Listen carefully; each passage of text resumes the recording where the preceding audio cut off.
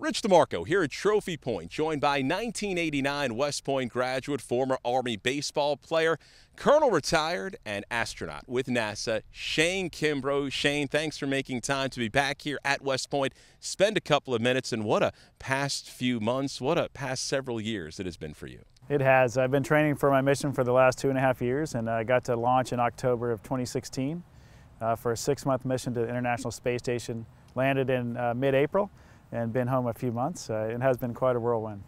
I know you must get this question a lot. What's the best way to describe what it's like being in space?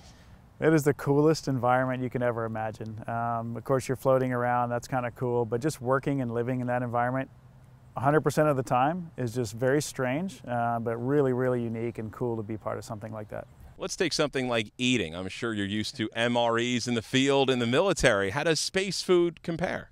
You know, a lot of the main courses are MRE main courses, so there's not a whole lot of difference there. We did have a lot of variety because I had Japanese and French astronauts on board as well, so we had some great food from their countries along with some Russian food, which was also very good. How closely were you able to follow West Point, Army athletics, and things you generally would keep tabs on while you were in space? Very closely, actually. We actually have, on the weekends, it was football season for most of the time I was there, so they would actually pipe up live games to me. So I got to watch most of the Army games if they were on TV, or NFL games on Sundays, and so that was great. But my biggest source of information on sports has always been my son. So he's always up to date on everything, and every time I talked to him, which was almost daily, he would keep me up to speed on everything. On Twitter, you become quite popular, more than 50,000 followers, posting several photos from space. How did that come to be, and how much pride and excitement did you take in being able to share that with folks? It is a great way for us to share this incredible experience that we're getting a chance to kind of personally be there for, but to share it with anybody who wants to follow.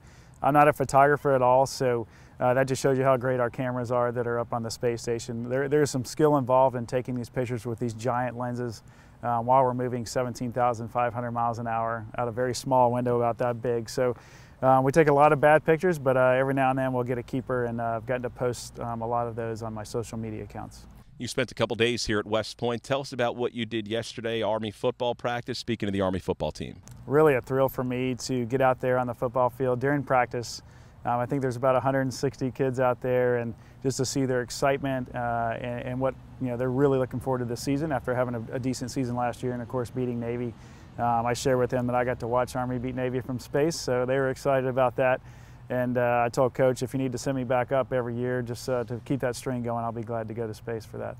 You mentioned a 1989 West Point graduate, came back to teach, now an astronaut, retired from the Army as a colonel. What's next for you? What are these next several months, couple of years going to have in store? So the next several months I'll be on the road kind of sharing my story all around the world. So I'm looking forward to that. It's a pretty aggressive, busy schedule, but it's just part of the deal. When you get back, it's fun for us to go out and share our experience and really inspire the next generation. In our case, the kids in elementary and middle school right now are going to be the ones that are actually going to be going to Mars for the first time. So trying to get them fired up about going to space and maybe potentially going to Mars is what I'm going to be all about for the next few months. Well, Shane, we always appreciate a couple of minutes. You're always good to us whenever you come back here. And congratulations on all you've accomplished. Best of luck in the future. Thank you very much. Go Army. 1989 West Point graduate Shane Kimbrough back from the International Space Station and helping share his story here at West Point. From Trophy Point for Night Vision, I'm Rich DeMarco.